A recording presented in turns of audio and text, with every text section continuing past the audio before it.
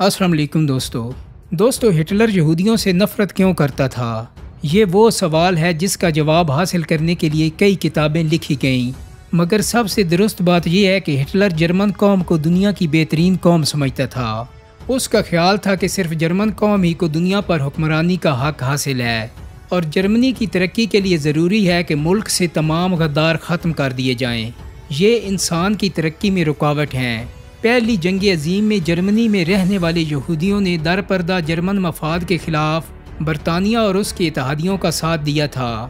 جرمنی میں رہتے ہوئے جرمنی کے خلاف کام کرنا ہٹلر کے نزدیک ناقابل معافی جرم تھا۔ وہ یہودیوں کی پرانی تاریخ سے بھی واقف تھا کہ کیسے انہوں نے اللہ کے پیغمبروں سے بدعہدی کی، اور ایک عیسائی ہونے کے ناطے وہ اس سے بھی واقف تھا کہ یہ یہودی علماء ہی تھے جنہوں نے حضرت عیسیٰ علیہ السلام کو پھانسی دلوانے میں کلیدی کردار ادا کیا تھا۔ اس لیے وہ انہیں ایک لعنت زدہ نسل سمجھتا تھا اور دنیا کو یہودیوں سے پاک کر دینا چاہتا تھا۔ یہودی عیسائیوں کی طرح حضرت عیسیٰ علیہ السلام کو خدا کا بیٹا نہیں مانتے ہیں، اور کئی عیسائی حضرت عیسیٰ علیہ السلام کی خدائیت کو ماننے کے اس انکار کو تکبر کی نشانی سمجھتے تھے۔ کئی صدیوں تک چرچ نے یہ سکھایا کہ حضرت عیسیٰ علیہ السلام کی موت یہودیوں کی وجہ سے ہوئی۔ آج کے مورخین اور چرچیہ سکھاتے ہیں کہ حضرت عیسیٰ علیہ السلام کو روم کی حکومت نے اس وجہ سے شہید کیا تھا کہ افسران انہیں اپنے اقتدار کے لیے ایک سیاسی خطرہ سمجھتے تھے۔ فرانس میں روس کی خفیہ پولیس کے ایک اہلکار نے زیون کے بڑوں کے پروٹوکولز تیار کیے۔ پروٹوکولز میں یہ کہا گیا کہ یہودی پوری دنیا پر قبضہ کرنے کی سازش کر رہے ہیں۔ ان دستاویزات میں عالمی یہودی لیڈروں کی ایک میٹنگ کے کچھ ریکارڈ شامل تھے، جن میں انہوں نے پوری دنیا پر قابض ہونے کے منصوبوں کو حتمی شکل دی، اور ان میں یہ واضح تھا کہ یہودی خفیہ تنظیموں اور ایجنسیوں کے ذریعے سیاسی جماعتوں، معیشت، اختیارات اور عوامی رائے کو کنٹرول کرنا اور اپنے مقاصد کے لیے استعمال کرنا چاہتے تھے۔ پروٹوکولز کو دنیا کے مختلف ممالک میں شائع کیا گیا، جن میں امریکہ بھی شامل تھا۔ 9 نومبر 1938 کی رات کو یہودیوں کے خلاف تشدد شروع ہو گیا۔ بظاہر یہ کسی منصوبے کے تحت نہیں ہوا تھا، یہ ایک یہودی کے ہاتھوں پیرس میں ایک جرمن افسر کے قتل پر جرمنوں کے غصے کا نتیجہ تھا۔ 2 دنوں میں 250 سے زیادہ یہودی عبادت گاہیں جلائی گئیں، 7000 سے زائد یہودی کاروباروں میں لوٹ مار کی گئی اور انہیں تباہ کر دیا گیا۔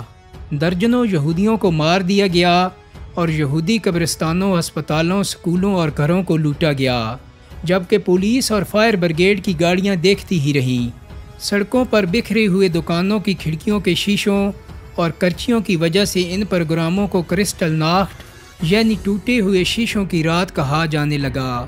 اس رات کے بعد کی صبح جرمنی کے 30,000 یہودی مردوں کو یہودی ہونے کے جرم میں گرفتار کر کے حراستی کیمپوں میں بھیجا گیا، جہاں ان میں سے سینکڑوں افراد ختم ہو گئے۔ کچھ یہودی عورتوں کو بھی گرفتار کر کے مقامی قید خانوں میں بھیج دیا گیا۔ یہودیوں کے کاروباروں کو اس وقت تک دوبارہ کھولنے کی اجازت نہیں دی گئی جب تک کہ ان کا انتظام غیر یہودیوں کے ہاتھوں میں نہ دیا گیا ہو۔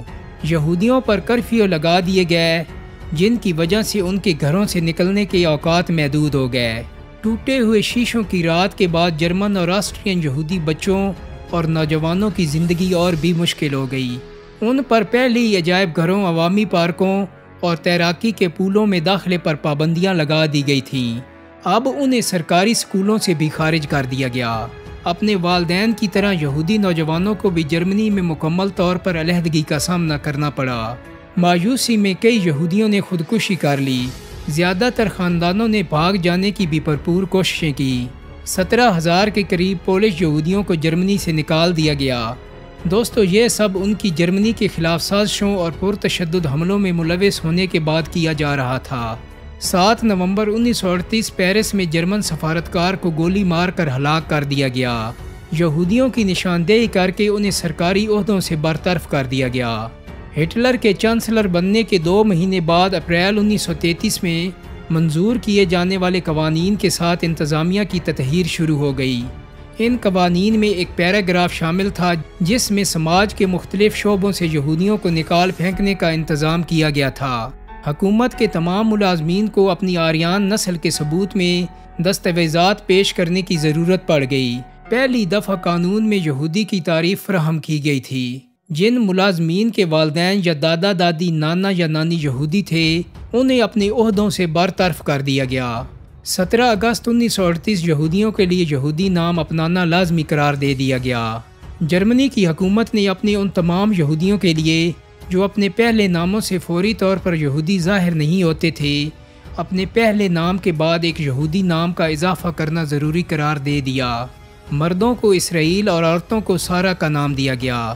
اکتوبر میں جرمن حکومت نے یہودیوں کے تمام پاسپورٹ ضبط کر لیے۔ یہودیوں کو جاری کیے جانے والے نئے پاسپورٹ کا ٹھپا لگایا گیا جو مالکان کی یہودی شناخت کی گواہی دیتا تھا۔ 19 ستمبر 1941 جرمنی میں یہودیوں کی شناخت کے لیے بیج متعارف کروایا گیا۔ 6 سال کی عمر سے زائد یہودیوں کو تمام اوقات اپنے کپڑوں پر ایک پیلے رنگ کا 6 نقطوں والا ستارہ پہننا ضروری ٹھہرایا گیا جس پر کالے حرفوں میں جرمن زبان میں یہودی لکھا گیا تھا۔ جرمنی میں اب اس بیج کو دیکھ کر یہودیوں کو دور ہی سے پہچانا جا سکتا تھا۔ اکتوبر میں یہودیوں کی جرمنی سے باقاعدہ جلا وطنی شروع ہو گئی۔ مارچ 1942 سے یہودیوں کے لیے اپنی رہائش گاہوں پر بھی ستارے کی علامت کی نمائش کرنا ضروری ہو گیا۔ دوستو، یہودیوں کی یہ نسل کشی ہولوکاسٹ کہلاتی ہے۔ ہولوکاسٹ ایک لفظ ہے جس کے استعمال پر پابندی ہے۔ دنیا کے 13 ممالک ایسے ہیں جن میں اگر آپ یہ لفظ بولتے یا استعمال کرتے ہیں یا اپنی کسی تحریر میں لکھتے ہیں تو 3 سے 10 سال کی سزا آپ کو ہو سکتی ہے۔ اگر آپ سوشل میڈیا پر اس لفظ کا استعمال کرتے ہیں تو آپ کا اکاؤنٹ بلاک کر دیا جائے گا۔ یہودیوں نے اس لفظ کا بڑا ناجائز فائدہ اٹھایا، مظلوم بننے اور اس نسل کشی کا اتنا چرچا کیا کہ ساری دنیا یہاں تک کہ جرمن بھی یہودیوں سے مل کر آج تک آنسو بہاتے ہیں۔ دوستو، نسل کشی جس قوم کی بھی ہو وہاں گانا سنتے سنتے تو کسی کو موت نہیں آ جاتی۔ انسانی حقوق کی سنگین خلاف ورزیاں ہوتی ہیں۔ چیخ و پکار، بچوں کے سامنے ماں باپ کا قاتل اور ماں باپ کے سامنے بچوں کا قاتل، بھائیوں کے سامنے بہنوں کی عصمت دری، بالکل ویسے جیسے صابرہ اور شتیلا کے کیمپس میں مسلمانوں کی گئی، مگر مسلمانوں کے خون کو یہودی کیچپ زدہ مزیدار بچے کہتے ہیں جبکہ اپنے بچوں پر آنسو بہاتے ہیں۔ دوستو، کہا جاتا ہے کہ جب یہودی پناہ گزین بنا کر فلسطین میں بھیجے گئے تو پوری دنیا کی جیلوں سے صفاق قاتل اور ذہنی مریض ڈھونڈ ڈھونڈ کر فلسطین بھیجے گئے۔ ان لوگوں میں انسانیت نام کی نہیں تھی۔ خون کو جوس کہتے اور انسانی گوشت کو پورک کا نام دیتے تھے۔ یہ اس حد تک صفاق تھے کہ انہیں ہی اسرائیل کی فوج میں اعلیٰ افسران بنا کر بھیجا گیا۔ انہوں نے جب فلسطین کی آبادی پر ظلم ڈھائے اور اقوام متحدہ ایک منافق کی طرح انہیں گھیر کر ان کے گھروں سے نکال کر لے گیا۔ ان مسلمانوں کے گھروں پر یہودیوں کے قبضے ہو گئے، جبکہ مہاجرین کیمپس میں کسی اسلامی تہوار کے موقع پر خوب تیز آواز میں خوشیاں منانے کی آڑ میں گانے چلائے گئے۔ ایک فلسطینی جو کہ فلسطین کے سفارتکار بھی رہے اور آج کل جامعہ ازہر میں پروفیسر ہیں، انہوں نے بتایا کہ یہ گانے اس لیے چلائے گئے کہ ان گانوں کی آڑ میں مسلمانوں کی چیخیں کسی کو سنائی نہ دیں۔ یہودی مسلمانوں کے خیموں میں گھستے، کسائیوں کی طرح مسلمانوں کو ذبح کرتے تھک جاتے، پھر شراب پیتے جاتے، شراب پیتے اپنے اوپر انڈیلتے، کہہ کے لگاتے اور پھر ناچتے ہوئے مسلمانوں میں گھس جاتے۔ یہودیوں نے اس قتل عام کو ایک تہوار کی طرح منایا۔ صبح ان کیمپس میں صرف انسانی گوشت اور خون تھا۔ لاشوں کو اس طرح مسلا گیا کہ کسی کی بھی پہچان نہ ہو سکی۔ تمام جسمانی اعضاء کو اجتماعی قبر میں دفن کر دیا گیا۔